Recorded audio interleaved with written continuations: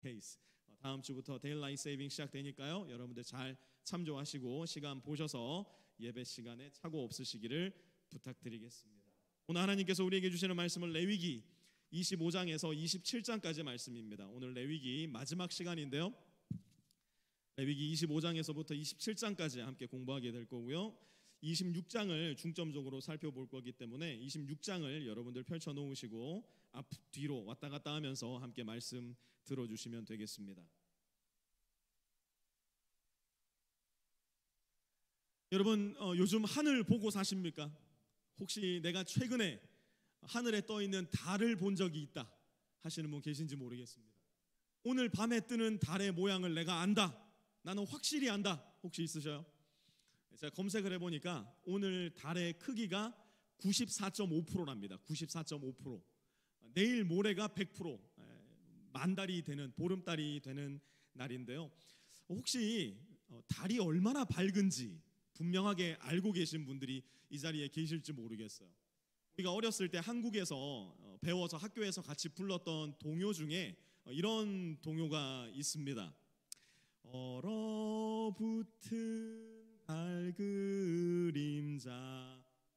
기억나십니까?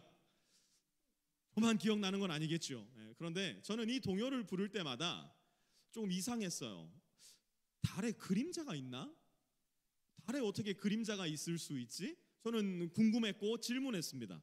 그러다가 군에 가서 알게 됐어요. 군에 가서 야간에 조명이 하나도 없는 곳에서 근무를 서다 보니까 보름달이 뜬 날은 조금 과장해서 정말 대낮처럼 밝은 거예요.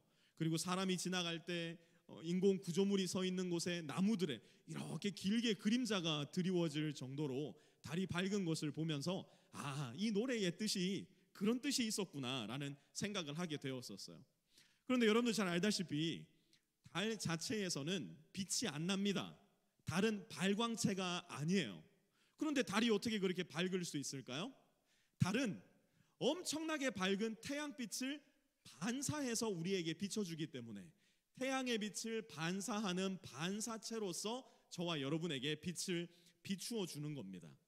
그런 점에 있어서 저와 여러분들, 예수님을 믿어 거듭난 그리스도인들은 마치 달과도 같은 존재들이에요. 우리가 아무리 애를 쓰고 아무리 노력을 해도요, 우리에게서는 빛이 나지가 않아요. 우리에게 빛이 날 수 있는 이유, 하나님께서 우리를 빛으로 불러주신 이유는 무엇이냐? 우리가 빛 대신 하나님을 바라보면서 살아갈 때, 빛 대신 하나님과 함께 살아갈 때 그 빛이 우리의 존재에 비추어져서 이 세상 가운데 밝은 빛을 내더라는 겁니다. 여러분, 이제 4달에 걸쳐 공부했던 레위기의 말씀을 오늘 마무리하게 되는데요. 레위기의 주제 혹시 기억나십니까? 다들 기억 안 나는 척하고 계시지만 기억을 잘 하고 계시리라 저는 믿어 의심치 않습니다. 레위기의 주제, 그것은 내가 거룩하니 너희도 거룩하라 말씀하신 하나님의 우리를 향하신 마음이에요. 내가 거룩하니 너희도 거룩해야 된다. 조금 다른 말로 하자면 내가 빛이니 너희도 이 세상에 빛이 되어야 한다는 겁니다. 그런데 달을 만드신 하나님께서 너무나 잘 알고 계시는 것처럼 저와 여러분을 만드신 하나님은 너무 잘 아세요. 무엇을요? 저와 여러분이 발광체가 아니라는 것을 너무나 잘 아세요.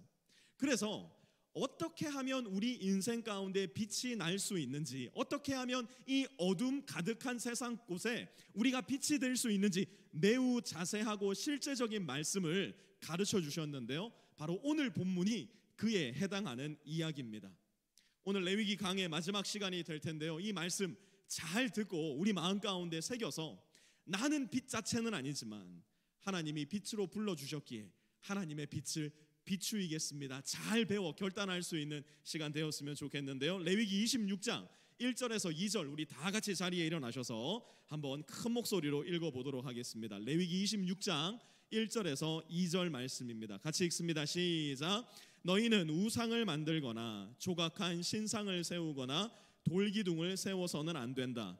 또 너희가 사는 땅에 조각한 석상을 세우고 그것들에게 절해서는 안 된다. 나는 주 너희의 하나님이다. 너희는 내가 정하여 준 안식의 절기들을 지켜야 한다. 너희는 나에게 예배하는 성소를 속되게 해서는 안 된다. 나는 주다. 아멘. 자리에 앉아 주십시오. 말씀드렸듯이 이제 우리는 레위기의 결론부에 도달했습니다.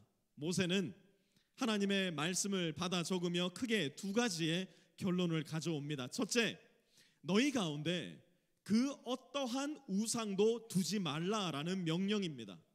두 번째로, 너희는 안식의 절기들을 잘 지켜 행하여야 한다 말씀하셨어요. 26장 앞에 있는 레위기 25장 전체는 안식일을 넘어서 안식년, 그리고 50년에 한 번씩 돌아오는 희년에 대해서 하나님은 말씀하십니다. 왜 하나님께서는 안식일, 안식년, 희년의 규례를 이렇게 자세히 주신 것일까? 그것은 일하느라 피곤하고 지쳐있는 우리에게 그저 하루 잘 쉬어라 말씀하시는 그런 뜻이 아니라, 너희가 일하지 않음으로써, 너희가 일하지 않더라도 여전히 너희를 지키고 여전히 너희를 인도하는 너의 진짜 주인, 너의 생을 붙잡고 있는 진짜 롤드가 누구인지를 안식을 통하여 깨달아야 된다 말씀하고 계시는 거예요. 우리가 마음은 일해야 될 것 같은데, 마음은 초조한데 안식하기로 결정할 때, 그리고 안식함으로써 하나님이 우리의 인생을 지키신다는 것을 삶으로 경험할 때, 우리는 다시 한번 하나님의 음성을 듣게 되는 거예요. 뭐라고요? You are not the Lord of your life, but I am the Lord of your life. 내가 너의 인생의 주인이다. 내가 너의 인생을 책임진다. 그리고 이 큰 틀 안에서 하나님은 이스라엘 백성들에게 놀라운 약속들을 허락하시기 시작하는데요. 3절 말씀부터 보도록 하겠습니다. 26장 3절입니다. 같이 읽을게요. 시작. 너희가 내가 세운 규례를 따르고 내가 명한 계명을 그대로 받들어 지키면. 아멘. 여러분 혹시 그거 아세요? 각 가정에는 그 가정에서 반드시 지켜야 할 룰이라는 게 있습니다. 룰. 얼마 전에 우리 강유일 전도사님의 아들 지성이가 저희 집에 놀러를 왔어요. 지성이가 아직 어리잖아요. 그런데 우리 집에서는 좀처럼 일어나지 않는 굉장히 기특한 일을 하는 걸 보고 제가 깜짝 놀랐어요. 그 뭐냐? 집에 이렇게 들어오더니 신발을 이렇게 벗어요. 근데 쪼그려 앉더라고요. 뭐 하나 싶었어요. 신발 정리를 하고 있는 거예요. 신발 정리. 선 맞춰가지고 신발 정리하는 거 보고 제가 얼마나 마음에 큰 감동과 죄책감을 동시에 느꼈는지 모릅니다. 또 얼마 전에는 우리 조은실 집사님 아들내미 근이가 우리 집에 놀러를 왔어요. 제가 그때 집에 없었어가지고 제가 직접 보지는 못했는데 제 아내가 제가 집에 들어오자마자 여보 근이가 얼마나 어른스러운지라면서 얘기하는 게 뭐냐면, 이렇게 뭐 놀다가 제 아들이 뭐 좀 화가 났나 봐요. 그러니까 엄마한테 엄마 하면서 짜증을 부렸대요. 그러니까 근이가 선모를 탁 정지시키더니 하는 말, 선모야 그런 건 어린애들이나 하는 짓이야. 형아한테 감동을 엄청나게 먹어버렸잖아요. 왜 그래요? 각 집마다 룰이라는 게 있기 때문에 그렇습니다. 하지만 그 규칙들을 부모님들이 가르쳐주기 이전에 각 가정의 자녀들에게는 그 모든 룰들 이전에 주어지는, 이미 주어져 있는 대전제라는 것이 하나가 있어요. 그건 지성이가 강유일과 이예진의 아들이라는 거예요. 근이가 이미 조영태와 조은실의 아들이라는 겁니다. 강지성과 조근은 아무런 노력도 없이 순전히 엄마 아빠의 사랑의 결과로서 그들의 자녀가 되었다는 대전제가 규칙이 주어지기 이전에 이미 그들에게는 주어져 있다는 것이에요. 그리스도인들도 마찬가지입니다. 예수님을 믿음으로 말미암아 새롭게 태어난 것은 순전히 삼위 하나님의 사랑에 의해서 비롯된 은혜의 결과입니다. 저와 여러분의 노력이 아니에요. 저와 여러분의 깊은 신심, 종교성도 결코 아닙니다. 우리의 선행이나 공로가 끼어들 틈이 거기에는 우리 머리카락 굵기 하나만큼의 여유조차도 없다는 겁니다. 그저 저와 여러분은 하나님의 사랑에 의해 발견되었고 그 사랑 때문에 새롭게 태어날 수 있었던 것이에요. 하지만 하나님을 아버지로 발견하게 된 우리에게 하나님은 아버지로서 하나님의 자녀에 걸맞는 좋은 규칙들을 가르쳐 주십니다. 자녀인 우리에게 하나님의 말씀을 잘 지키며 살아갈 때 주어지는 복을 가르쳐 주시고, 하나님께서 자녀로서 우리가 잘 지키지 않으며 살아갈 때 주어지는 삶의 결과들에 대해서도 매우 상세히 가르쳐 주시는데요. 먼저 하나님의 말씀을 잘 듣고 잘 지키며 살아갈 때 무슨 일이 일어날까? 4절에서 5절 같이 한번 읽어보겠습니다. 시작. 나는 철 따라 너희에게 비를 내리겠다. 땅은 소출을 내고 들의 나무들은 열매를 맺을 것이다. 너희는 거두어 들인 곡식이 너무 많아서 포도를 딸 무렵에 가서야 타작을 겨우 끝낼 것이며 포도도 너무 많이 달려서 씨앗을 뿌릴 때가 되어야 포도 따는 일을 겨우 끝낼 것이다. 너희는 배불리 먹고 너희 땅에서 안전하게 살 것이다. 아멘. 하나님의 말씀을 잘 듣고 하나님의 말씀을 잘 지키며 살아갈 때 하나님의 약속 첫 번째, 하나님은 잘 먹고 잘 마실 수 있게 해주겠다. 이스라엘 백성들에게 약속하셨어요. 오늘날 우리는 모두 잘 먹고 잘 삽니다. 삼시세끼 걱정하는 분들 사실 미국에 살면서 거의 찾아보기 어려울 정도예요. 하지만 옛날 고대 근동 지역에서 삼시세끼를 먹는 것에 있어 아무런 걱정이 없다, 지붕이 닫혀 있는 집에서 사는 것에 대해 아무런 염려할 것이 없다, 그런 사람은 문자 그대로 단 한 사람도 존재하지 않았어요. 우리나라만 해도 여기에도 겪으신 분들이 몇 분 계세요. 보릿고개라는 게 있었잖아요. 가을에 거두어들인 쌀이 다 떨어지고 봄에 열리는 보리가 나기 전에 그 사이에 먹을 것이 없어서 나무 껍데기 벗겨 먹었던 그 시절, 우리는 그것을 글로만 보고 이야기로 들어왔을 뿐이지만 우리 부모님 세대만 해도 보릿고개 대부분 다 겪으셨던 세대들입니다. 그러니 우리 부모님 세대는 뭘 알아요? 배고픔의 무서움을 아세요. 그래서 우리 부모님들의 사랑이 표현되는 가장 흔하고도 가장 특별한 방법이 뭐예요? 밥 먹고 있으면 한 숟가락 떴는데 더 무라 막 한 숟가락 떴는데 밥 덮어갖고 오시잖아요. 아직 반찬 수북하게 남았는데 반찬 더 담아가지고 오시잖아요. 그거를 먹어드려야 부모님 마음이 비로소 흡족해지잖아요. 왜? 그게 우리 부모님들, 우리 할머님, 할아버지들이 우리에게 주셨던 사랑의 모습이니까요. 밥 좀 더 무라, 밥 좀 더 무라. 사랑의 방식, 배고픔의 그 무서움을 알기 때문이라는 것이죠. 오늘 본문에서 하나님도 말씀하시는 거예요. 배고프지, 목마르지, 알고 있다. 밥 좀 더 먹게 해줄게, 더 마시게 해줄게, 배고프지 않게 해줄게. 너희의 밥그릇 만약 내 말을 잘 듣고 내 말씀에 순종한다면 내가 책임질게. 하나님께서는 그 당시 최고의 복을 약속하고 계신 거예요. 6절도 한번 같이 읽어볼까요? 26장 6절입니다. 시작. 내가 땅을 평화롭게 하겠다. 너희는 두 다리를 쭉 뻗고 잘 것이며 아무도 너희를 위협하지 못할 것이다. 아멘. 6절에서 10절까지 하나님은 거듭해서 말씀하세요. I will give you shalom. 내가 너희에게 평안을 주겠다. 여러분, 아무리 배가 불러도 평안이 없으면 그거 헛일입니다. 내 앞에 산에 진미가 차려져 있어도 내 마음에 평안 없이 그 음식 먹으면 다 체합니다. 오늘날 현대인들의 특징이 뭐예요? 먹고 마실 거는 쌓여 있잖아요.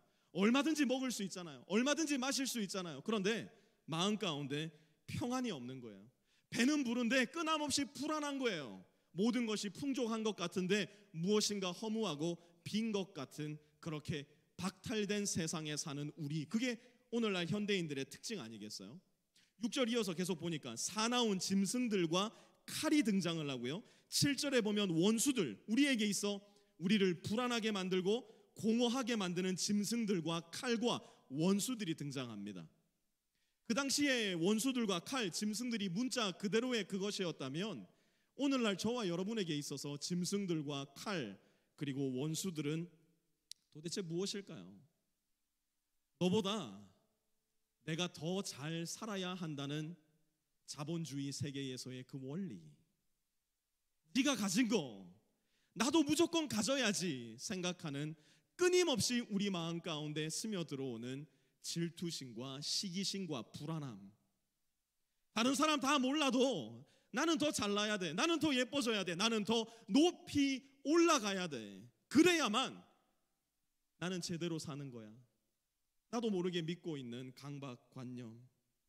그런 우리에게, 그렇게 피곤한 우리에게, 그렇게 평안이 없는 우리에게 하나님 말씀하세요. I will give you shalom. 네가 갖지 못하는 그 평안 내가 줄게. 그런데 언제요? 우리가 주님의 말씀을 듣기 시작할 때, 가만히 머물러 서서 세상의 소음이 아니라 침묵과 고요 가운데 비로소 세미하게 들려오는 그 하나님의 음성을 듣고 그 말씀을 따르기 시작할 때 주님은 우리에게 샬롬, 평안을 주시겠다 약속하시는 거예요. 11절에서 13절도 계속 같이 읽어볼까요? 시작. 너희가 사는 곳에서 나도 같이 살겠다. 나는 너희를 싫어하지 않는다. 나는 너희 사이에서 거닐겠다. 나는 너희의 하나님이 되고 너희는 나의 백성이 될 것이다. 내가 주 너희의 하나님이다. 아멘. 여러분, 하나님께서 저와 여러분에게 모든 시대를 통틀어 약속하신 복 중에 가장 으뜸이 되는 복, 그것은 주님이 우리와 함께 하시는 복이에요. 주님께서 우리와 함께 거니시겠다 말씀하신 복이에요. 우리는 사실 오늘날 철저히 세속화되고 자본화된 세상 가운데 복을 생각할 때 그런 쪽으로 생각하는 경우가 굉장히 많습니다. 누군가 여러분에게 와서 아유 참 복 받으셨네요 이야기한다면 그것은 틀림없이 이런 의미 가운데 하나일 거예요. 어유 당신 참 비싼 집에 사시네요. 야, 입고 다니는 옷을 보니까 고급 옷을 입고 다니시네요. 어유 타고 다니는 차도 보통 좋은 차가 아닌데요. 다니시는 식당 보니까, 다니시는 여행지 보니까, 자녀들의 대학, 자녀들의 직장을 보니까 정말 복 많이 받으셨네요. 아마 우리가 받아들이는 복들은 대부분 이런 층 위에 머물러 있는 경우가 많이 있을 겁니다. 예, 맞아요.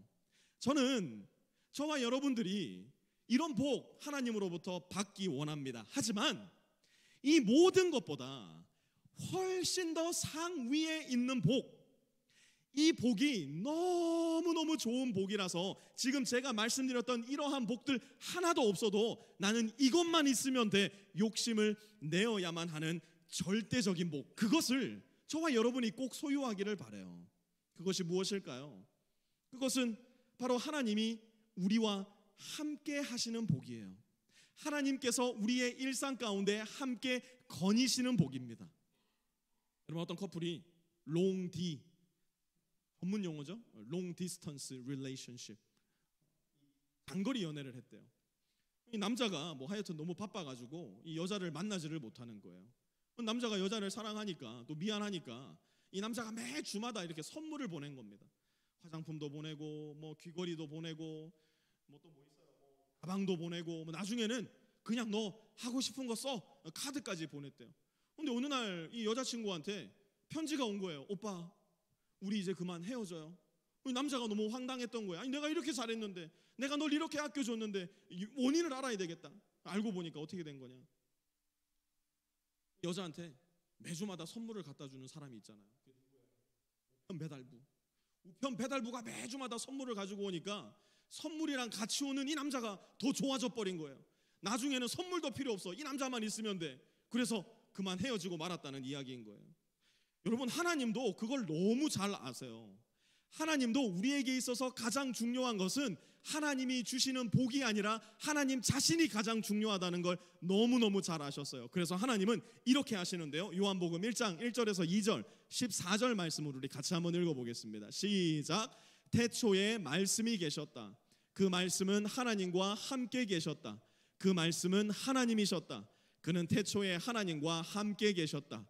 그 말씀은 육신이 되어 우리 가운데 사셨다. 아멘. 하나님은 단순히 저와 여러분에게 복을 주시는 분이 아니라 복의 근원 되신 그분께서 직접 인간의 몸을 입고 이 세상에 오셨고, 그리고 저와 여러분과 함께 사시기를 원하셨던 것이에요. 그래서 예수님의 또 다른 이름이 뭐예요?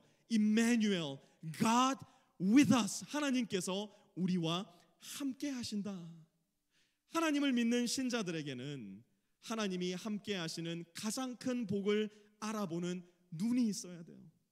하나님과 함께 동행하는 것이 이 세상 그 어떤 복보다 욕심을 내어야 하는 복이라는 것을 알아채는 눈치가 있어야 되고요.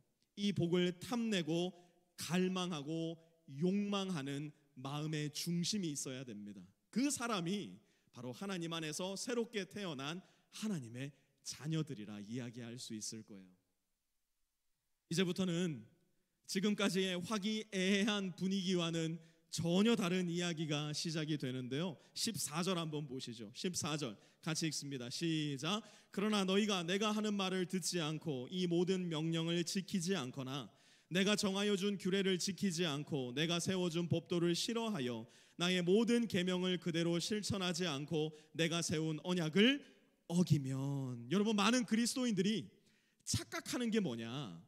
아마 저와 여러분들도 이 착각 가운데 머물 때가 제법 많이 있을 거예요. 그 착각은 이런 겁니다. 내가 하나님 믿으니까 하나님은 내가 원하는 모든 것을 다 해주셔야 돼.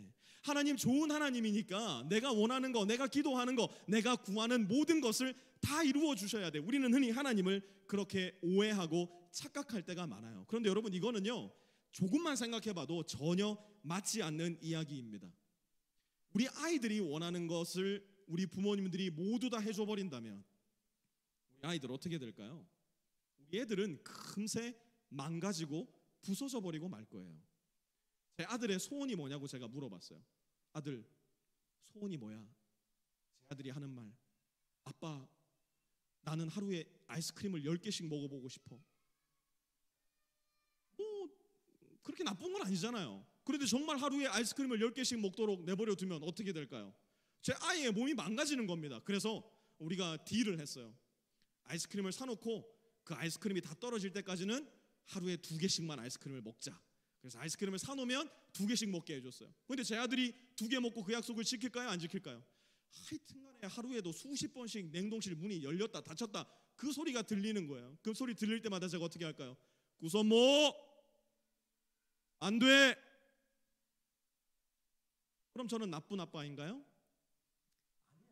저는 부족하지만 좋은 아빠라고 생각을 해요. 제 입으로 좋은 아빠라고 이야기하니까 조금 낯설고 이상하기는 하지만 어떤 점에 있어서 나는 좋은 아빠인가? 최소한 지금의 내 아들이 아는 것보다, 그래서 내 아들의 몸을 어떻게 다루어야 그가 좋아지는지보다 조금은 더 잘 알고 그에 따라서 아들에게 이런저런 것들을 해주기 때문에 저는 제가 좋은 아빠라고 생각해요. 적어도 저는 제 아이에게 뭐가 좋은지 뭐가 나쁜지 알고 있으니까요.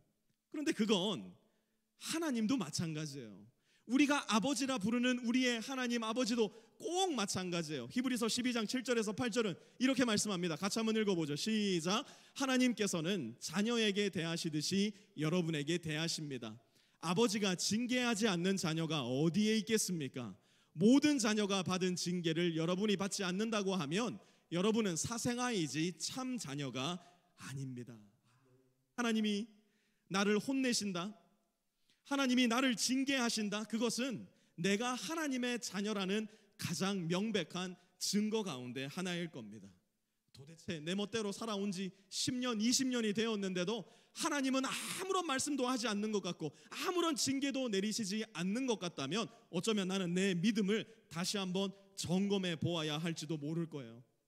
하나님은 이제 약속의 땅으로 들어가게 될 이스라엘 백성들에게도 경고하시는 겁니다. 너희가 너희의 아버지 된 나의 말을 듣지 않는다면, 너희가 너희를 가장 아끼고 사랑하는 아버지인 나의 말씀에 순종하지 않는다면 무슨 일이 일어나는가? 16절에 보니까 갑작스런 재앙이 그들에게 닥칠 거래요. 17절에는 원수들이 그들을 쫓아올 거랍니다. 그러면 아하, 갑작스럽게 재앙이 닥치니까 내 원수들이 나를 쫓아오기 시작하니까 아하, 옳다구나. 하나님이 지금 약속하신 대로 나에게 징계를 내리시는구나. 눈치를 채고 하나님께 돌아서야 될 텐데 과연 이스라엘은 그렇게 했는가? 18절에 보니까 뭐래요? 너희가 이 지경이 되어도 나의 말을 듣지 않으면. 18절 다시 한번 같이 읽어봅니다. 시작. 너희가 이 지경이 되어도 나의 말을 듣지 않으면. 여러분, 구약 성경 세대고 통독 시작하신 분들 몇 분 계시죠? 구약 성경 읽다 보면 무슨 생각 들어요? 야, 참 이스라엘 사람들 한심하다. 이스라엘 사람들 정말 어리석다. 그런데 과연 그들만 그렇습니까? 여기에 저와 여러분의 이야기가 있어요. 이스라엘의 불순종은 바로 저와 여러분의 불순종이에요. 이스라엘이 겪은 비극은 어쩌면 저와 여러분이 겪을 수도 있을 비극일 겁니다. 우리의 삶이 이 지경이 될 때까지, 우리의 삶이 요 지경이 될 때까지, 우리의 삶이 저 지경이 될 때까지 우리는 하나님 말씀 솔직히 잘 안 듣습니다. 하나님 말씀 별 관심 없습니다. 그래서 하나님은 이렇게 하세요. 19절에서 20절 같이 읽습니다. 시작. 너희가 자랑하는 그 힘을 꺾겠다. 너희의 하늘을 쇠처럼 너희의 땅을 놋쇠처럼 단단하게 만들겠다. 그러면 너희가 아무리 힘을 써도 너희의 땅은 소출을 내지 못할 것이며 땅에 심은 나무도 열매를 맺지 못할 것이다. 아멘. 하늘에서 비가 안 내린다는 거예요. 하늘에서 비가 안 내리니 땅에서는 소출이 나지를 않는 겁니다. 먹고 마실 길이 막막해진 거예요. 21절과 22절도 같이 볼까요? 시작. 너희가 나를 거역하여 나의 말에 순종하지 않으면 나도 너희에게 너희가 지은 죄보다 7배나 벌을 더 내리겠다. 들짐승을 보내서 너희에게 대들게 하겠다. 그 짐승들은 너희의 아이들을 움켜가고 너희의 가축대를 죽일 것이며 너희의 수가 줄어서 너희가 다니는 길도 한산할 것이다. 아멘. 7배나 더 가혹한 벌을 받고, 길거리에는 들짐승이 우글거려 도무지 다닐 수가 없으며 잠깐 나갔다가 아이들이 물려가고 내 집에 가축들이 물려 죽임을 당하는 일이 일어났다면 이제는 주님께로 돌이켜 주님 제가 잘못했습니다, 주님 음성을 듣겠습니다 해야 될 텐데 과연 이스라엘 백성들은 그렇게 했을까요? 23절 보세요. 같이 읽습니다. 시작. 일이 이 지경이 될 때까지도 너희가 나에게로 마음을 돌이키지 않고 여전히 나를 거역하며. 상황은 점점 더 심각해져요. 25절에 보니까 이제는 하나님께서 전쟁을 보내신대요. 그 전쟁 가운데 26절 이하에는 정말 눈으로 뜨고 읽기도 비참한 상황이 벌어집니다. 배가 너무 고파서 오늘은 우리 아이를 잡아먹자, 내일은 너희 아이를 잡아먹자, 부모가 결정하고 아이를 죽여 잡아먹는 일이 실제로 이스라엘 역사 가운데는 일어납니다. 그런데도 여전히 완악하고 강팍한 마음으로 하나님의 말씀을 듣지 않는 거예요. 그래서 결국 하나님은 마지막 수단을 쓰십니다. 33절 시작. 나는 너희를 여러 민족 사이로 흩어버리고 칼을 뽑아 너희 뒤를 쫓게 할 것이다. 너희가 살던 땅은 버려진 채 거칠고 쓸모없이 될 것이며 너희가 살던 마을들은 폐허가 될 것이다. 아멘. 끝까지 불순종한 이스라엘 백성들이 겪게 될 하나님의 최종 심판은 결국 여러 민족들의 침략을 받고 나라를 빼앗기고 이스라엘 백성들은 이방의 민족들에게 포로로 끌려가는 것이었어요. 그리고 하나님의 경고처럼 실제로 이스라엘 역사에서 이 일은 일어나고 맙니다. 이제 우린 끝났구나. 이제 더 이상 우리는 희망이 없구나. 이스라엘에게는 하나님의 은혜가 떠나가 버렸구나. 모두가 생각하고 있는 그때 하나님은 또 다른 그러나를 말씀하세요. 40절에서 42절입니다. 시작. 그러나 그들이 자기들이 지은 죄와 조상들이 지은 죄 곧 그들이 나를 배신하고 나에게 반항한 허물을 고백하면 또 그들이 나를 거슬렀으므로 내가 그들을 거스르지 않을 수 없었다는 것과 그래서 내가 그들을 원수가 사는 땅으로 보냈다는 것을 깨닫고 할례받지 못한 그들의 마음이 겸손해져서 자기들이 지은 죄로 벌을 기꺼이 받으면 나는 야곱과 맺은 언약과 이삭과 맺은 언약과 아브라함과 맺은 언약을 기억하고 또 그 땅도 기억하겠다. 아멘. 하나님은 이스라엘의 불순종 그리고 반항에 상관없이 이미 하나님께서 무조건적으로 이스라엘의 조상 아브라함, 이삭, 야곱과 맺은 언약을 기억하고 계세요. 아브라함과 이삭과 야곱에게 주신 언약은 무조건적인 언약이었어요. 하나님이 일방적으로 맺으신 언약이었어요. 마치 아버지와 어머니가 자녀를 사랑으로 낳은 것처럼 무조건적인 사랑을 베풀어 주는 것처럼 이미 하나님은 무조건적인 언약과 사랑을 이스라엘에게 쏟아주시기로 결정하셨던 겁니다. 여러분 기억하세요. 무조건은요 절대로 조건보다 앞서게 됩니다. 조건은 무조건을 이길 수가 없어요. 항상 조건은 무조건에 뒤따라옵니다. 무조건이 항상 먼저입니다. 우리가 거듭나서 하나님의 자녀가 된 것이, 그렇게 무조건적인 사랑을 받은 것이 하나님의 말씀을 성실히 잘 지키는 것보다 훨씬 앞서 있다는 것을 우리는 기억해야 됩니다. 그래서 하나님은 최종적으로 이렇게 말씀하세요. 44절과 45절입니다. 시작. 비록 그들이 죄값을 치르고 있더라도 그들이 원수의 땅에 잡혀가 있는 동안에 나는 절대로 그들을 버리지 않겠다. 미워하지도 않고 멸망시키지도 않겠다. 그래서 그들과 세운 나의 언약을 깨트리지 않겠다. 내가 주 그들의 하나님이기 때문이다. 아멘. 하나님이 지금 무슨 말씀하시는 거예요? 하나님의 말씀에 불순종해서 하나님이 약속하신 대로 그 모든 불순종의 결과들을 내 온 몸으로 나의 온 생으로서 얻어맞고 있다 하더라도 지금 당장 돌아서기만 하라는 거예요. 네가 불순종의 모든 결과들을 삶으로 얻어맞은 채 눈물과 고통과 한숨 한가운데 있다 하더라도 지금 바로 거기에서 하나님은 불순종한 자녀들을 끝까지 버리지 않으시고 늘 딱 한 걸음 뒤에 서셔서 그분의 자녀들이 돌아서기만을 기다리고 또 기다리고 계신다는 겁니다. 고집 좀 그만 피우고 너 혼자서도 얼마든지 잘 살 수 있다 착각 좀 하지 말고 내가 나의 인생의 왕이요 주인이라는 오만한 마음을 버리고 거기에서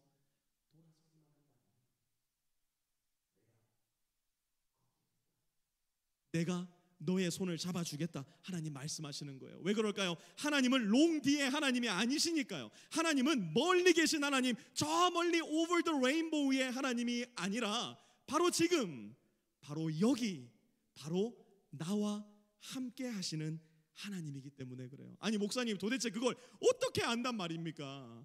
나도 하나님이 가까이 계신 걸 알았으면 좋겠는데 도대체 그걸 어떻게 알아요 목사님?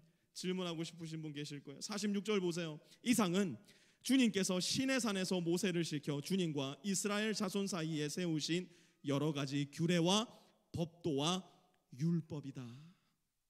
시내산에서 모세를 시켜 이스라엘 모든 자손에게 변치 않는 약속을 주셨던 하나님은 저와 여러분에게는 골고다 언덕 위에 못 박히신 십자가의 예수 그리스도를 통하여 말씀하시고 약속하시는 거예요.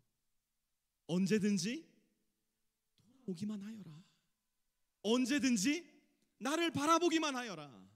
언제든지 나를 믿기만 하여라. 나는 여전히 거기에 있다.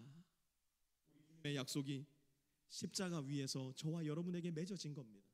주님은 이렇게 무식하고 투박한 저의 입술을 통해서도 오늘 여기에 있는 저와 여러분에게 하나님의 마음을 약속하고 말씀하고 계신 거예요. 우리를 향하신 하나님의 이 간절하고 뜨거운 마음, 변치 않는 사랑을 알고 경험할 때에만 우리는 레위기의 마지막 장 27장에 거듭 소개되는 서원의 인생, 우리를 온전히 하나님께 드리는 인생을 살아갈 수 있게 됩니다. 하지만 이 일은 절대로 쉬운 일 아니에요.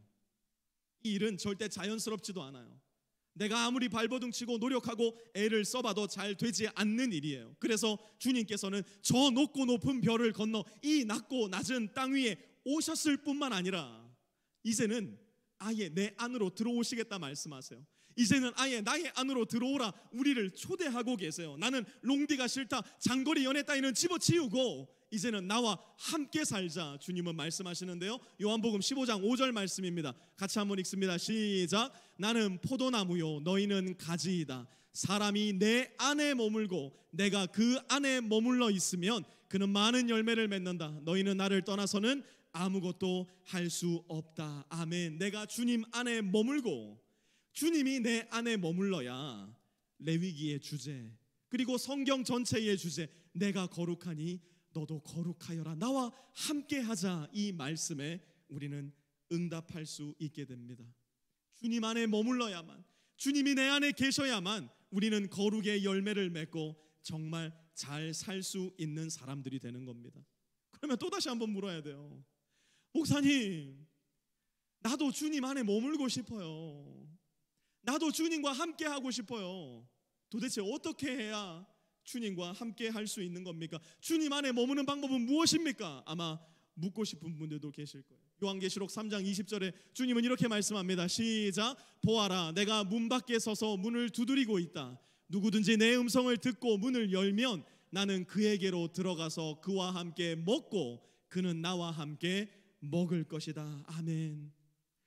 혹시 오늘 말씀을 듣는 가운데 레위기의 말씀을 마무리하며 주님께서 나의 마음 문을 두드리고 계시다는 생각, 주님께서 나의 마음을 두드리시는 소리를 들을 수 있는 분이 계시다면 지체하지 말고 마음을 여셔요. 마음만 열지 마시고 여러분들의 입술을 여셔서 주님께 말씀드리세요. 주님, 내가 오늘 주님께서 내 마음 문을 두드리는 걸 듣고 있는데 내 마음에 들어와 주십시오. 내 마음에 들어오셔서 나의 주님이 되어 주십시오. 나의 구세주가 되어 주십시오. 나와 함께 해 주십시오. 여러분의 마음과 여러분의 입술로 주님을 초청하시기를 바라요. 또 어떤 분들은 주님을 믿기는 믿지만 오랜 시간 동안 주님과 떨어져 있었던 분들, 주님께로 멀리 떨어져 있었던 분들이 계실지도 모르겠어요. 그렇다면 주님 앞에 말씀드리세요. 주님, 제가 오늘 말씀 듣고 보니까 제가 이 지경이 될 때까지도, 제가 요 지경이 될 때까지도, 제가 저 지경에 이를 때까지도 주님을 외면하고 모른 채 하였지만 오늘 주님께서 나의 마음 문을 두드리시는 그 소리를 듣고 다시 나의 마음을 열고 주님께로 돌아가기 원합니다. 나를 받아주시고 저와 함께 영원히 머물러 주십시오. 내가 주님 안에, 주님이 내 안에 머물러 거룩의 열매를 맺어내게 해 주십시오. 잠시 들은 말씀 기억하시면서 여러분의 상황에 맞게 하나님 앞에 기도하는 시간 잠시 갖기를 원하는데요. 성령님, 제가 어떻게 주님께 반응해야 되겠습니까? 내 위기의 말씀을 다 마치며 제가 주님께 드려야 할 기도는 무엇입니까? 여러분 안에 계신 성령께 물으시면서, 혹은 예수님을 한 번도 나의 주인으로 영접하지 않으셨던 분들은 제가 말씀드린 것처럼 여러분의 마음으로, 여러분의 입술로 주님께 응답하시면서 고요하게, 잠잠하게 하나님 앞에 기도하는 시간 잠시 갖도록 하겠습니다.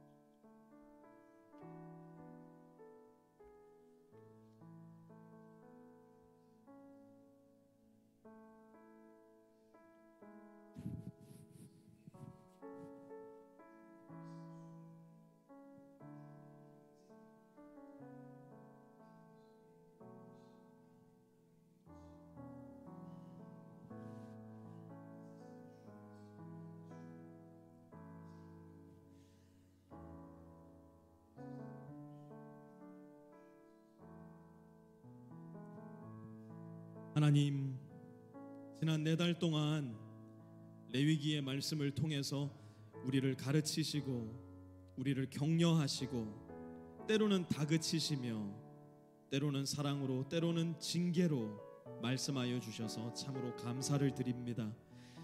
내가 거룩하니 너희도 거룩하여라.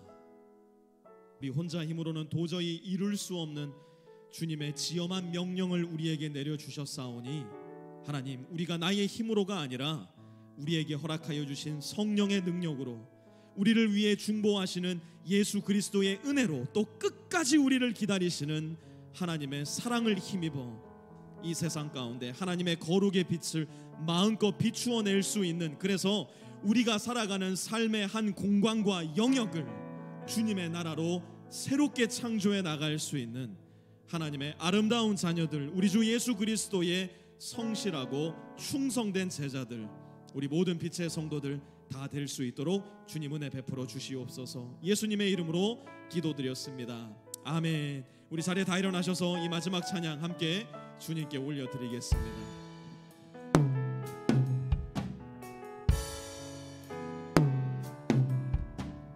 내 백성이 나를 떠나, 내 백성이 나를 떠나 돌아섰지만 내 사랑이 내 백성을 보기 못하니 내 모든 건 내어주고 나 그들을 얻으리라. 여호와께 돌아가자. 우린 돌아서도 그는 변치 않네. 여호와께 돌아가자. 우리 넘어져도 그 사랑 영원하네. 우리 한 번 더 고백합니다. 내 백성이 나를 떠나, 내 백성이 나를 떠나 돌아섰지만 내 사랑이 내 백성을 보기 못하니 내 모든 것 내어주고 나 그들을 얻으리라. 여호와께 돌아가자. 우린 돌아서도 그는 변치 않네. 여호와께 돌아가자. 우린 넘어져도 그 사랑 영원하네. 여호와께 돌아가자. 우린 돌아서도 그는 변치 않네. 여호와께 돌아가자. 우리는 넘어져도 주님의 그 사랑 영원합니다. 그 사랑 주님의 사랑을 오래 참고 자신을 내어주는 사람입니다. 오래 참고 자신을 내어주네. 서로 사랑할 때 세상을 주보내. 사랑은 절대 지지 않네. 사랑은 오래 참고 자신을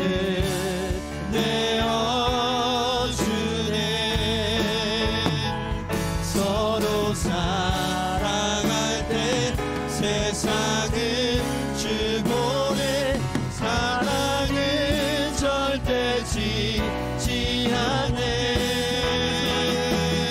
여호와께 돌아가자.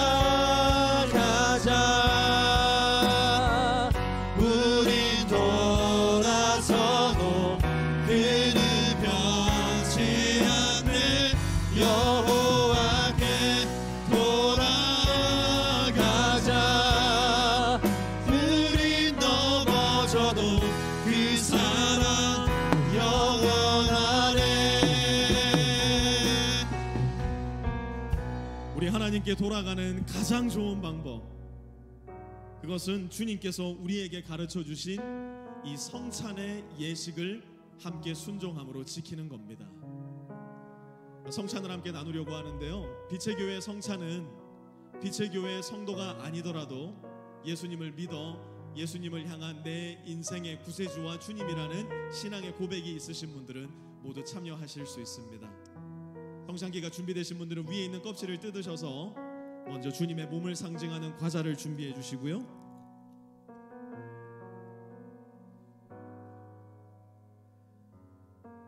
제가 19살 때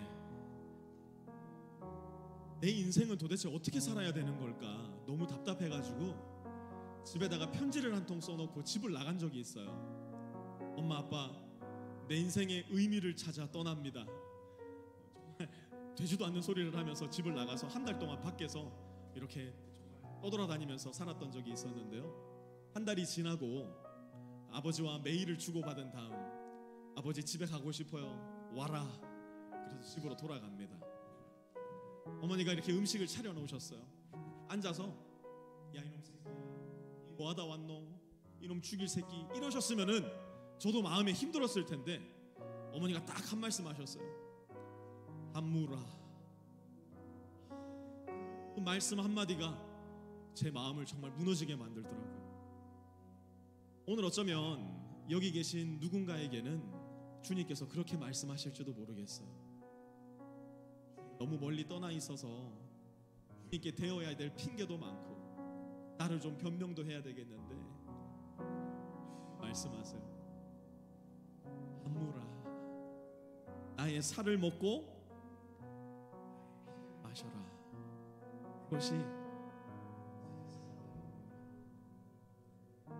말씀에 조금 순종해 보려고 합니다. 주님께서 말씀하셨어요. 이것은 너희를 위하여 찢기는, 이것을 행할 때마다 주님의 말씀에 순종함으로 이 작은 과자를 여러분들의 입속으로 취하도록 하겠습니다.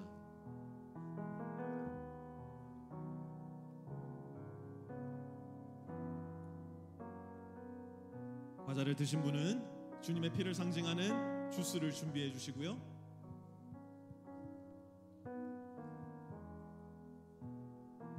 주님은 또 이와 같이 말씀하셨습니다. 이것은 너희를 위하여 흘리는 나의 피니, 이것을 마실 때마다 나를 기억하라. 주님의 몸과 주님의 피를 먹고 마신 우리는 주님과 함께 거하게 되는 특권을 누리게 되는 겁니다. 그 믿음으로 주님의 말씀에 순종하시겠습니다.